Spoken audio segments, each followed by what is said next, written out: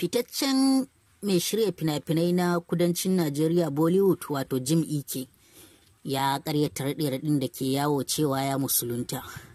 Jim Iyke ya karyata wannan raɗe-raɗi ne jim kaɗan bayan da labarai suke ta yawo a shafukan sada zumunta cewar ya musulunta, inda aka hango shi a wani hoto rike da carbi da jallabiya ya yi shiga ta musulmai. Sai dai Jim Iyke ya bayyana cewa wannan shiga da aka gan shi da ita ya fito ne a cikin wani fim inda ya fito a matsayin musulmi. Jim Iyke ya karyata wannan raɗe-raɗin a manyan gidajen jaridu da dama, inda ko a shafin BBC Hausa na Facebook sun karyata wannan labari, inda suka ɗauko Jim Iyke na cewa wannan labari ƙarya ne, inda a jaridar Daily Nigerian ma ta ɗauko wani rahoto na Jim Iyke wanda Jim Iyke yake bayyana cewa wannan labari marar tushe ne balle makoma. A takaicen takaitawa dai Jim Iyke ya bayyana cewar shi fa har yanzu yana nan a addinin shi na Christianity, inda ya bayyana cewa shi bai shiga addinin musulunci ba sam.